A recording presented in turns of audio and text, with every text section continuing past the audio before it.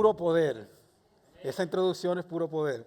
La alabanza que acabamos de cantar, puro poder. Esa ha sido mi alabanza por las últimas 2 semanas, que pongo en repetición, para adorar al Señor. Me pone un momento de agradecimiento, de mucha gratitud al Señor. Hola, bienvenidos a todos aquí a River Oaks en español. Para los que veo muchas caras nuevas, y quiero decir que River Oaks, para los que no saben, literalmente se traduce a árboles junto al río. Y eso sale del Salmo capítulo 1, que dice que los que se deleitan en la palabra de Jehová serán como árboles plantados junto a corrientes de agua, que dan su fruto a su tiempo y su hoja no cae, y todo lo que hacen prosperará. Me llamo Daniel Antonio Montiel, su servidor. Soy uno de los líderes y maestros de los niños aquí en este ministerio, con ya más de 12 años trabajando junto a mi hermosa esposa Mónica y nuestros 6 hijos. Cuando empezamos en el ministerio teníamos 3, pero ahora son 6. Entonces, en 10 años más vamos a hacer 12. No se crean. Pero la verdad, qué privilegio y qué gozo estar con ustedes, ver sus caras y todos los que nos acompañan, bienvenidos, la verdad, qué bendición. Vamos a orar para empezar. Padre bendito que estás en el cielo, santificado sea tu nombre, que venga tu reino, que se cumpla tu voluntad aquí en la tierra como en el cielo. Danos hoy el pan diario que necesitamos y perdónanos nuestros pecados como nosotros también perdonamos a los que pecan en contra de nosotros. Guárdanos, oh Dios, de la tentación y líbranos del mal. Y que nuestros oídos espirituales estén receptivos a tu voz para poder comprender y aplicar tu palabra cada día de nuestras vidas. A ti sea la honra, la gloria y el poder para siempre. Amén. Hermanos, hoy continuamos con la serie del libro de Apocalipsis. Estamos viendo las 7 iglesias en Asia Menor en los primeros capítulos de este libro. Y las semanas pasadas el pastor Luis ha estado compartiendo acerca del propósito de este libro y la revelación de Jesucristo, puro poder, en el capítulo 1. Y en el capítulo 2 empezamos a ver su mensaje a las primeras 2 iglesias. Vimos ya la iglesia en Éfeso y la iglesia en Esmirna. Éfeso era la iglesia con discernimiento, pero que había perdido su primer amor. Y Esmirna era la iglesia pobre, atravesando persecución, pero que era rica a los ojos del Señor. En esa época no tenía la facilidad del correo electrónico como tenemos hoy en día, y los mensajes se enviaban a la forma antigua, ¿verdad? En barco, a pie o a caballo. Y el imperio romano se destacó a los previos imperios con sus carreteras que les permitía mantener el control de sus territorios conquistados. Estas carreteras no solo facilitaban el movimiento de sus ejércitos, pero también el sistema de correo. Y Dios se reveló en Jesucristo durante este tiempo, que facilitó el esparcimiento del mensaje del Evangelio o las buenas nuevas por todo el mundo conocido de entonces. El mapa demuestra las 7 iglesias en un orden famosa de una ruta romana de correo. La isla de Patmos, donde estaba el apóstol Juan como prisionero cuando escribió la carta, estaba más cerca de la iglesia de Éfeso, como pueden ver, una iglesia que estaba establecida por el ministerio del apóstol Pablo. Y es por esta razón natural y conveniente que se escriben y se envían las cartas en el orden encontrado. Pero Dios, en su omnisciencia, significando que todo lo sabe y todo lo conoce, permite el orden de esta manera para no solamente hablar a los creyentes de esa época, sino también para hablar a los creyentes de la iglesia de todas las épocas. Por esto es importante entender que las profecías bíblicas tienen un doble propósito en predecir, exhortar o advertir al pueblo de Israel entonces y después. Y el mensaje de esta carta cumple un mensaje importante y necesario para la iglesia histórica de Pérgamo, pero también sigue cumpliendo un mensaje relevante y necesario para la iglesia en su transcurso histórico, como también para nosotros los creyentes y seguidores de Jesucristo hoy en día. Vamos a empezar leyendo el pasaje del mensaje de la iglesia en Pérgamo en Apocalipsis capítulo 2, versículos 12 al 17.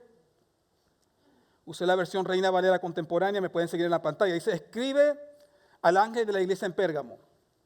Así dice el que tiene la espada aguda de doble filo: yo sé dónde vives y dónde está el trono de Satanás. Sin embargo, te mantienes fiel a mi nombre y no has negado mi fe. Ni siquiera cuando a Antipas, mi testigo fiel, lo mataron en esa ciudad donde vive Satanás. Pero tengo algunas cosas contra ti. Tienes contigo a los que se aferran a la doctrina de Balaam, el que enseñó a Balac a poner tropiezos a los hijos de Israel, a hacerlos comer de lo sacrificado a los ídolos y a caer en inmoralidades sexuales. También tienes contigo a los que se aferran a la doctrina de los nicolaitas. Así que arrepiéntete, de lo contrario, pronto vendré a ti y con la espada de mi boca pelearé contra ellos. El que tenga oídos, que oiga lo que el Espíritu dice a las iglesias. Al que salga vencedor, le daré a comer del maná escondido y le daré también una piedrecita blanca. En ella está escrito un nombre nuevo que nadie conoce sino el que lo recibe. Y como el libro de Apocalipsis tiene muchas enseñanzas, mi libro favorito, uno de mis libros favoritos, me voy a enfocar en ponerle la lupa a esta carta a Pérgamo, diseccionándola en 5 observaciones. Digan conmigo 5 observaciones. ¿Ok? Este es un patrón que encontramos en cada carta a cada iglesia. La primera observación van a ser las características simbólicas y espirituales de Jesucristo. La segunda, los halagos. La tercera, las reprensiones. La cuarta, el llamado y el desafío. Y por último, el premio y la recompensa guardado para los fieles. Entonces, la primera observación va a ser la espada de doble filo, las características y el poder de Jesucristo. La carta empieza diciendo en el versículo 12, escribe al ángel de la iglesia en Pérgamo. Así dice el que tiene la espada aguda de doble filo.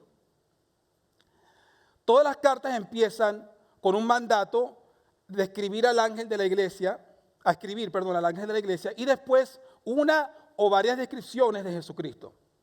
El libro de Apocalipsis está lleno de símbolos y realidades espirituales, y algunas se interpretan en el mismo capítulo. Por ejemplo, en Apocalipsis 1 se describe a Jesús caminando entre 7 candelabros y teniendo 7 estrellas en su mano, las cuales se interpretan como los 7 ángeles o mensajeros y las 7 iglesias. En otras descripciones tenemos que buscar diferentes pasajes bíblicos para entender más claramente los significados. Entonces, empezamos. ¿Quiénes son los ángeles de las 7 iglesias? Como el pastor Luis ya mencionó, algunos creen que se refiere a los seres celestiales designados a proteger a las iglesias, y otros creen que son los ancianos o pastores de las iglesias locales.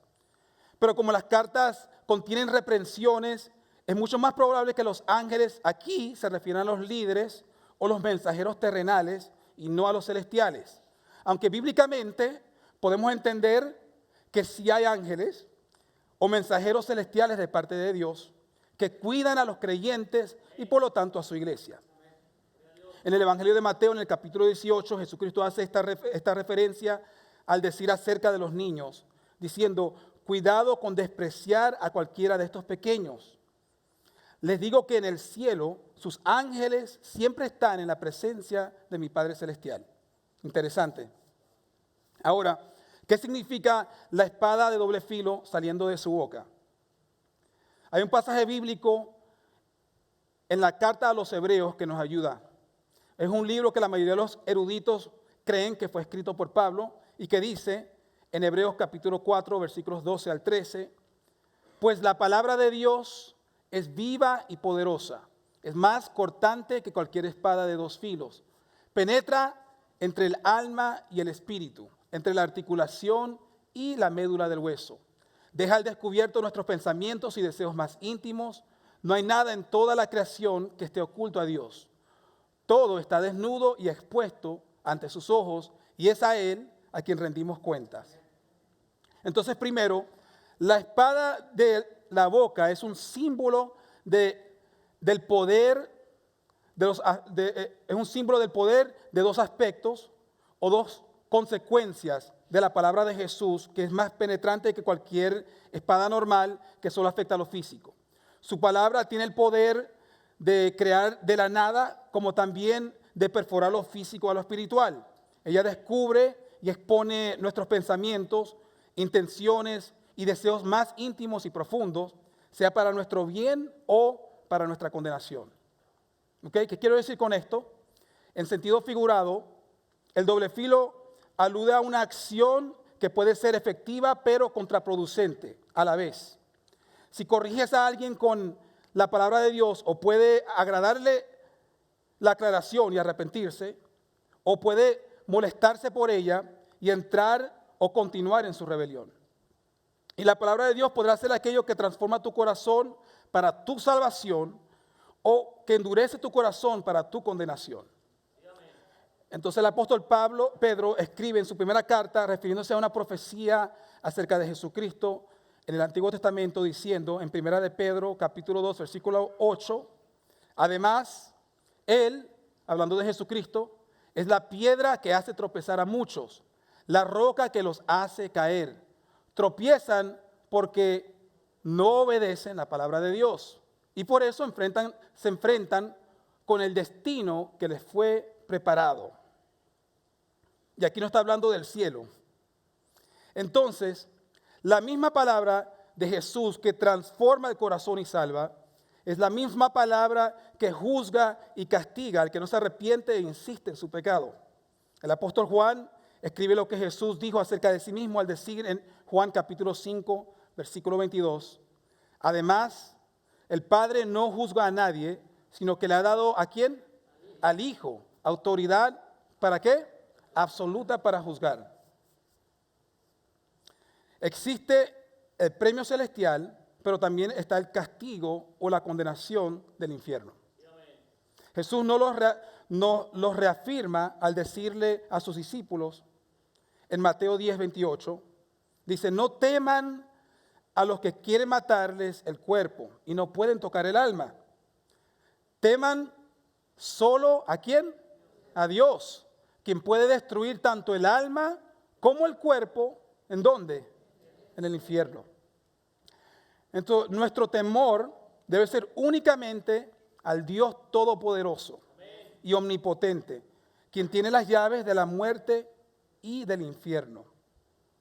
Y por segundo, es interesante notar que la espada de doble filo es una ilustración del doble aspecto o ministerio de la misión de Jesucristo cumpliendo el propósito eterno de Dios. Jesús en su primera venida viene humildemente en un pesebre como el Cordero de Dios. Es el siervo humilde, rechazado por los judíos y aceptado por los gentiles. Es crucificado con una corona de espinas y burlado como el rey de los judíos. Es el que derrama su sangre para quitar el pecado del mundo y salvar al pecador. Y de esta manera establece su reino espiritual que habilita la iglesia y abre camino a su segunda venida, donde es el león de la tribu de Judá que viene en su gloria en las nubes del cielo como Rey de Reyes y Señor de Señores. Será rechazado por el mundo, pero aceptado por Israel. Vendrá a juzgar a las naciones y al pecador. Y cuando finalmente vendrá a establecer su reino y gloria física eternamente aquí en la tierra. Por lo tanto, el reto para nosotros es de no olvidar que el principio a la sabiduría inicia con el temor reverente al Señor. Descansemos en el amor de Dios sin olvidar ni menospreciar su justicia, ya que su palabra es puro poder. Ahora, a la segunda observación, los halagos. Lo que estaban haciendo bien en la iglesia. A todos nos gusta que nos digan lo que estamos haciendo bien, ¿correcto? El versículo 13 dice, yo sé dónde vives y dónde está el trono de Satanás. Sin embargo, te mantienes fiel a mi nombre y no has negado mi fe. Ni siquiera cuando a Antipas, mi testigo fiel, lo mataron en esa ciudad donde vive Satanás. Primero aquí es importante y refrescante notar que Jesús reconoce y toma en cuenta el lugar donde estamos y la influencia que éste tiene sobre nuestras vidas. Él no pasa de largo la fidelidad que demostramos y mantenemos aún en medio de nuestra lucha y tentación. Por esto Jesús hace énfasis al decir, yo sé dónde vives. Y 2 veces menciona que en esa ciudad es donde está el trono de Satanás y donde vive Satanás. O sea, que era un lugar donde la cultura y el gobierno estaban ambos totalmente influenciados y dominados por el engaño satánico. y la iglesia permanecía fiel. Pérgamo era una ciudad hermosa e impresionante. Esta es una recreación de Pérgamo. Era de un estatus real de autoridad romana en esa área. Estaba como a 60 millas o 97 kilómetros al norte de Esmirna. Y Pérgamo era el centro de aprendizaje, de medicina y textos religiosos, con una biblioteca inmensa que contenía más de 200,000 volúmenes y atraía a muchos príncipes, sacerdotes y eruditos. Era una ciudad sofisticada, con un centro de cultura y de educación griega que resaltaba con sus esculturas de mármol y tenía una arquitectura muy bella, muy sobresaliente. Sin embargo, tenía un ambiente repleto de idolatría, ya que sus templos eran para todo tipo de dioses y para todo tipo de necesidades. El dios principal de esa ciudad era Asclepio, que está la imagen allí, considerado el dios de la sanidad, rejuvenecimiento, de la medicina y los doctores. Y su símbolo era una serpiente, el símbolo conocido como el báculo de Asclepio. Este símbolo actualmente se usa por organizaciones como la Organización Mundial de la Salud, la Asociación Americana Médica y de Osteopatía, la Asociación Australiana y Británica Médica y diversas facultades de medicina en todo el mundo. O sea, la influencia y cultura grecorromana todavía continúa. Y no solamente aquí, pero en muchos símbolos y estatuas de muchos gobiernos modernos. Sin decir los calendarios, los días de la semana, ¿verdad? Todos son grecos romanos. Entonces Pérgamo también era el centro de operaciones de 4 sectas que adoraban a Zeus, a Atenas, al emperador romano, a Dionisio, y rendían culto a otros dioses también. Entonces, era un lugar totalmente envuelto en la oscuridad espiritual, y viéndolo de forma retrospectiva y de manera realística. No era un lugar fácil de mantenerse leal y de practicar la santidad. En cada esquina habían estatuas, imágenes y templos que veneraban a los dioses grecorromanos. Abundaba la prostitución religiosa y la comida que había sido sacrificada a los ídolos estaba en todos los mercados y todas las tiendas. Por lo tanto, nuestro reto es de mantenernos fiel a pesar de las circunstancias o tentaciones que se nos presentan. Para nosotros es fácil en esta nación, pero en ese entonces no. Y muy probablemente vienen tiempos donde se podrá dificultar estas cosas para nosotros. Entonces, por segundo, es importantísimo notar que el sacrificio del mártir Antipas no fue en vano, sino que fue y es grandemente reconocido por Jesucristo mismo. El Salmo 116:15 dice así: al Señor le conmueve profundamente la muerte de sus amados. Otra versión, la contemporánea, Reina Valera contemporánea: a los ojos del Señor es muy valiosa la muerte de quienes lo aman. Y la nueva versión internacional dice: mucho valor tiene a los ojos del Señor la muerte de sus fieles. Recuerden que, como mencionó el pastor Luis la semana pasada, Jesús nos enseña en el Sermón del Monte que Dios nos bendice cuando somos perseguidos por hacer lo correcto y sufrimos por su nombre, porque el reino de Dios nos pertenece. Es esta recompensa eterna que nos alienta y nos motiva a continuar y permanecer fiel al Señor en medio de las tribulaciones. Recordemos que los lugares y momentos de adversidad y aún los ataques demoníacos son pruebas que Dios permite para el desarrollo de nuestra madurez espiritual y la prueba de nuestra fidelidad y de nuestra fe. Las armas de nuestra milicia son puro poder en Jesús. Que nos lleva a la tercera observación, las reprensiones, lo que estaban haciendo mal en la iglesia. Aquí agárrense, díganle a la persona azul, agárrense. Miren el regaño, dicen los versículos 14 y 15. Pero tengo algunas cosas contra ti. Tienes contigo a los que se aferran a la doctrina de Balaam, el que enseñó a Balac a poner tropiezos a los hijos de Israel, a hacerlos comer de lo sacrificado a los ídolos y a caer en inmoralidades sexuales. También tienes contigo a los que se aferran a la doctrina de los nicolaitas. Entonces, primero quiero ver quiénes eran Balaam y Balac y quiénes eran los nicolaitas.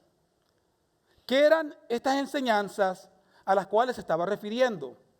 En breve, Balaam era un profeta contratado por un rey moabita llamado Balac para maldecir al pueblo de Israel. Se encuentra en el libro de Números, cuando Moisés estaba atravesando con el pueblo de Dios por el desierto. Y cuando Balaam no podía maldecir al pueblo de Israel, porque Dios no se lo permitía, lo que Dios bendice nadie puede maldecir. Entonces él se movió a enseñarle a Balac a incitar y seducir a los israelitas a tener relaciones sexuales con las mujeres moabitas para caer en idolatría.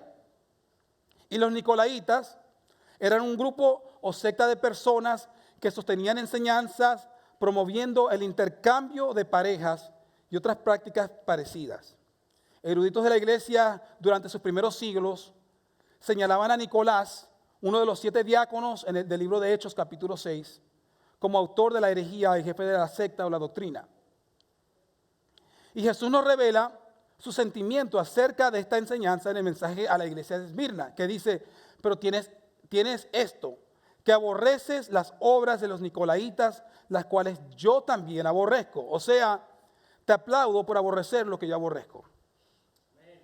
Entonces, por segundo, podemos entender que las cosas que Jesús tenía en contra de esta iglesia era que tenían con ellos a personas aferradas a doctrinas o enseñanzas contrarias y contraproducentes a las enseñanzas del Señor. Esta gente no quería soltarse de estas enseñanzas y prácticas, estaban aferradas. Y aunque aquí no se menciona de que estas personas estaban enseñando en la iglesia, parece ser que sí estaban aún conviviendo entre los hermanos de la iglesia. Y parecía que esta tolerancia en la iglesia de permitir esta convivencia con personas que consentían estas falsas enseñanzas, estaba llevando a algunos de sus creyentes a participar en el pecado de la idolatría y la inmoralidad sexual como algo aceptable y normal. Como escribe Pablo, las malas compañías corrompen las buenas costumbres. El tener amistades íntimas con personas dentro de una cultura inmoral te afectará, quieras o no. Lot, al huir de Sodoma y Gomorra, perdió a su esposa y luego fue violado sexualmente por sus 2 hijas. Entonces, la tolerancia o aceptación de personas que se consideran creyentes y siguen aferrándose a enseñanzas contrarias a lo que enseña la Biblia es peligroso y el motivo de esta reprensión a la iglesia. Y por esto el apóstol Pablo escribe a la iglesia en Corinto, refiriéndose específicamente a la relación con la gente no creyente y con aquellos que dicen ser creyentes, pero no viven como creyentes. Él les escribe en 1 Corintios, capítulo 5, versículos 10 al 12. Dice, pero no me refería a los incrédulos que se entregan al pecado sexual, o son ávaros, o estafadores, o rinden culto a ídolos. Uno tendría que salir de este mundo para evitar esa gente como esa. Lo que quise decir es, no se relacionen con ninguno que afirma ser creyente y aún así se entrega al pecado sexual, o es avaro, o rinde culto a ídolos, o insulta, o es borracho, o estafador. Ni siquiera coman con esa gente. No es mi deber juzgar a los de afuera, pero sí es responsabilidad de ustedes juzgar a los que son de la iglesia y están en pecado. Así que, hermanos, líderes, maestros, pastores, es nuestra responsabilidad juzgar a los que son de la iglesia y están en pecado. Y aclaro que cuando hablo de la iglesia me refiero a su significado correcto y bíblico, que somos nosotros los que creemos en Jesús y no el edificio. Es nuestra responsabilidad juzgar y corregir las enseñanzas contrarias a los principios bíblicos. Dios juzgará al mundo, pero es nuestro deber juzgar aquí adentro, cuando sea necesario. Y espero que nunca sea necesario aquí, pero uno nunca sabe. Pablo exhorta a la iglesia diciéndoles en 1 Corintios capítulo 6, versículo 3, ¿no saben ustedes que nosotros juzgaremos a los ángeles? Pues con más razón los asuntos de esta vida. Recuerden que durante su ministerio terrenal, Jesús se enfrentaba con compasión a los pecadores, pero él nunca excusaba su pecado. Ve y no peques más. O deja de pecar o podría sucederte algo mucho peor, dicho de Jesús mismo, después de sanar a los enfermos.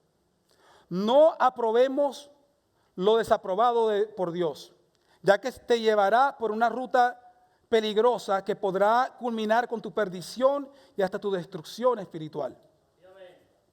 O sea, podemos concluir con mucha certidumbre que Jesús se opone y aborrece la enseñanza que insinúa o promueve la inmoralidad sexual, que es básicamente idolatría. Y la sana enseñanza en la iglesia, en especial la de la sexualidad, es importantísima y esencial para el crecimiento sano de cada individuo y de toda la congregación. Fíjense lo que escribe el apóstol Pablo a la iglesia en Éfeso. En Efesios capítulo 5, versículo 3 dice que no haya ninguna inmoralidad sexual, impureza ni avaricia entre ustedes. Tales pecados no tienen lugar en el pueblo de Dios. Entre nosotros, la inmoralidad sexual no debería ni nombrarse, mencionarse, ni mucho menos existir, lo que dice el apóstol Pablo. Porque tales pecados, dice él, no pertenecen, ni corresponden, ni deberían ser parte del pueblo santo de Dios. Una de las traducciones al inglés se traduciría como, entre ustedes no debería haber ni un toque, ni una pizca de inmoralidad sexual. Y para aclarar, la inmoralidad sexual, o traducido a veces como la fornicación, son palabras traducidas del griego porneia, de donde se deriva la palabra pornografía. Y aunque la palabra no especifica cuáles actos sexuales son prohibidos, podemos entender claramente a través del relato bíblico que se refiere a cualquier acto o pensamiento sexual fuera del contexto del pacto matrimonial de un hombre y una mujer. Los actos y pensamientos sexuales fuera de este contexto matrimonial son destructivos y contraproducentes al bienestar de una persona, de la iglesia y también de la sociedad.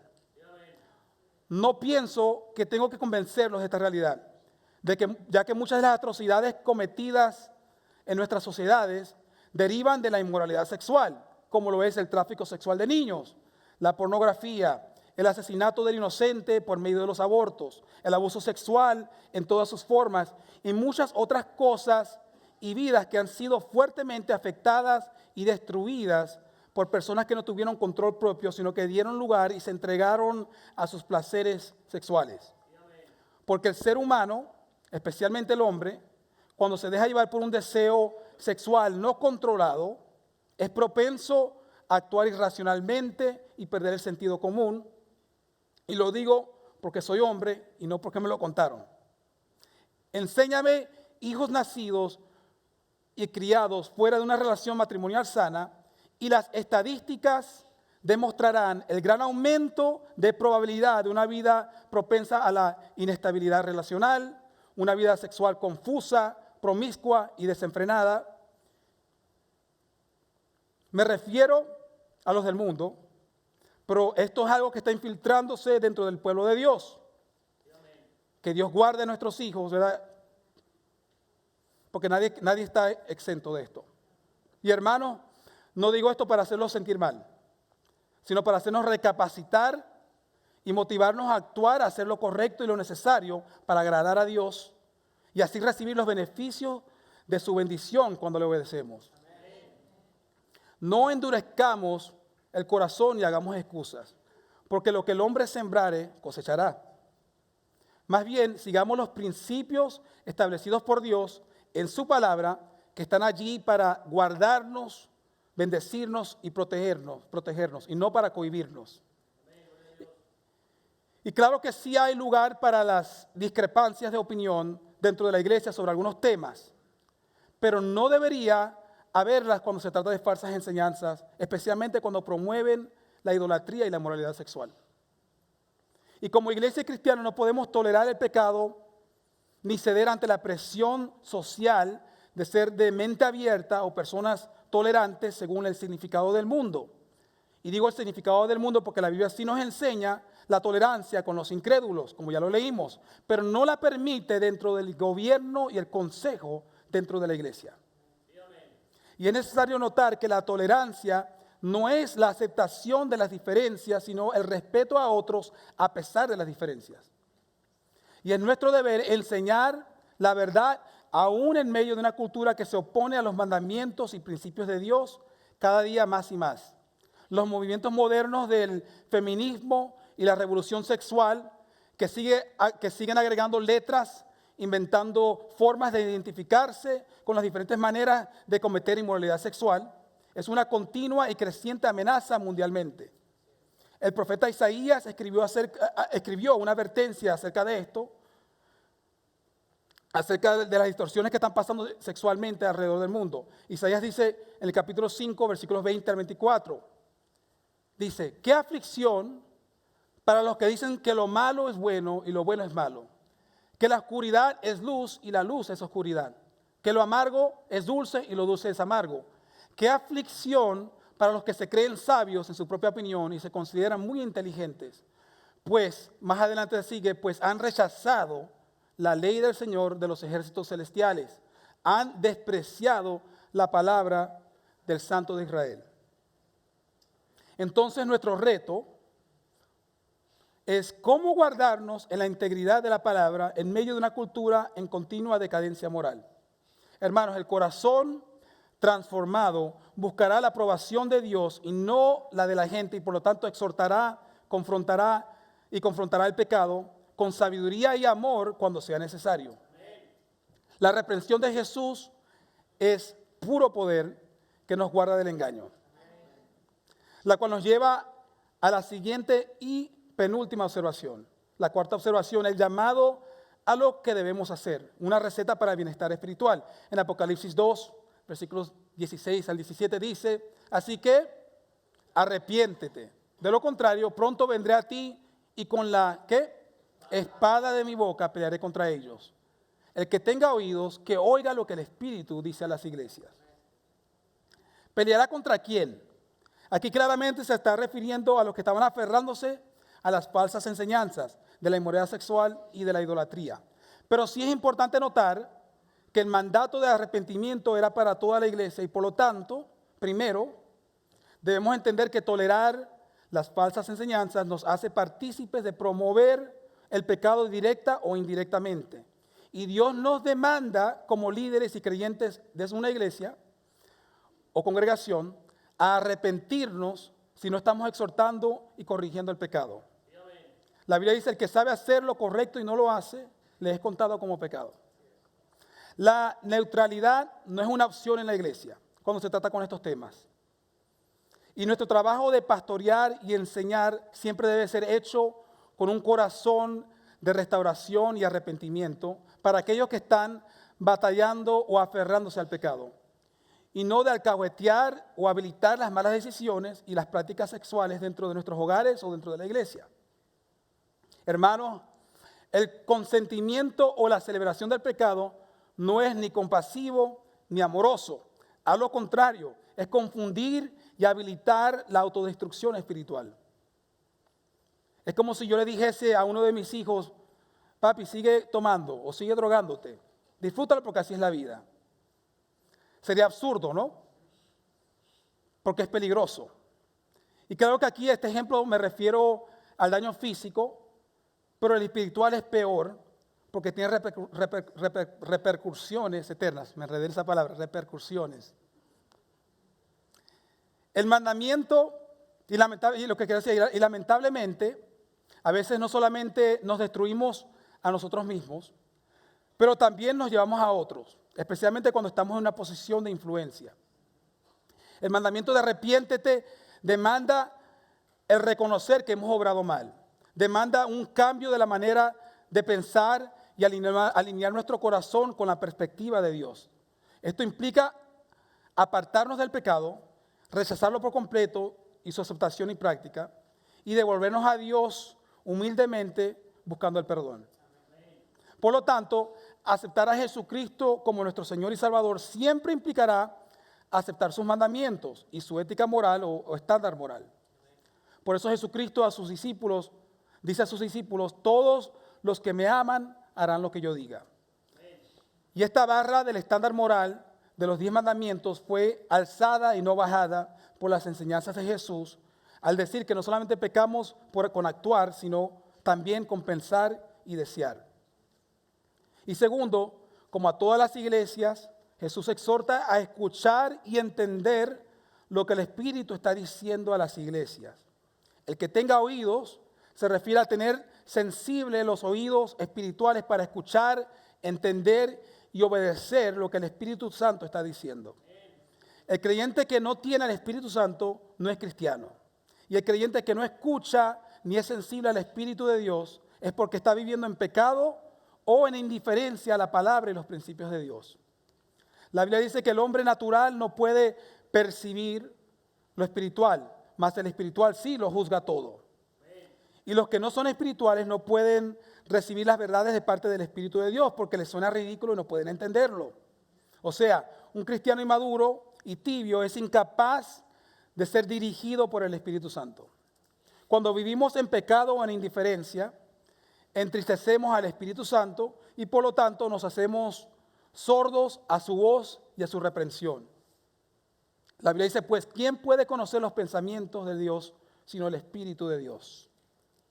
Por eso Jesús exhorta a sus discípulos después de haberles enseñado acerca de la famosa parábola del sembrador y refiriéndose a las personas que no entendieron, dijo en Mateo capítulo 13, versículos 14 al 15, de esa forma se cumple la profecía de Isaías que dice, cuando ustedes oigan lo que digo, no entenderán, cuando vean lo que hago, no comprenderán, pues el corazón de este pueblo está endurecido y sus oídos no pueden oír y han cerrado los ojos, así que sus ojos no pueden ver y sus oídos no pueden oír y su corazón no puede entender y no pueden volver a mí para que yo los sane. El desafío de Jesús al arrepentimiento es puro poder para nosotros, para hacer volver al pecador de su mal camino, salvándole de la muerte eterna. Y en conclusión, la última observación en dos partes, el maná y la piedra, los premios de Dios para los que permanecen fiel. Dice, al que salga vencedor, le daré a comer del maná escondido y le daré también una piedrecita blanca.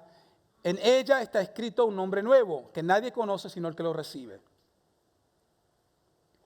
El maná escondido indudablemente se refería al sustento y provisión celestial de Dios para el pueblo de Israel en el desierto, cuando salieron de Egipto obedeciendo el llamado de Dios. También cuando Jesús se encuentra con la mujer samaritana en el 4º capítulo del Evangelio de Juan, sus discípulos al regresar se preguntaron, ¿ha comido Jesús? A lo cual Jesús le responde que él había tenido algo que ahora en el pasaje de Apocalipsis también se le promete a aquellos que vencen, el maná escondido. Jesús les dice, yo tengo una clase de alimento que ustedes no conocen. En Juan capítulo 4, versículo 32. Este alimento secreto que desconocían no es otra cosa más que la enseñanza que salía de la boca de Jesús y el poder que éste tiene cuando nos transforma y nos sustenta. Es algo que continúa haciendo hoy a través de la voz del Espíritu Santo. Por eso es que Jesús dice después en el mismo Evangelio, yo soy el pan de vida. El que viene a mí no tendrá hambre. Dios es capaz de proveernos sustento en las más imaginables y peligrosas situaciones y circunstancias. Dentro de nuestra congregación hay muchas personas que han visto la realidad del poder sustentador del Señor. La pronta realidad para los creyentes de Pérgamo es la misma para nosotros hoy. Es que Jesús promete su palabra a los que le obedecen a pesar de las circunstancias. Y por eso, quien obedece es también el que triunfa. Fíjense la exhortación de Moisés antes de despedirse del pueblo de Israel en el libro de Deuteronomio, en el capítulo 8, versículos 2 al 3. Le dice al pueblo de Israel, sí, te humilló, hablando de Dios, te humilló permitiendo que pasaras hambre y luego alimentándote con maná, un alimento que ni tú ni tus antepasados conocían hasta este momento. Lo hizo ¿para qué? Para enseñarte que la gente no vive solo de pan, sino que vivimos de cada palabra que sale de la boca del Señor. Y aunque el alimento natural te sustenta, últimamente todo está sustentado por el poder de su palabra. Jesucristo es el verdadero maná del cielo que desciende para darnos vida en abundancia y la vida eterna.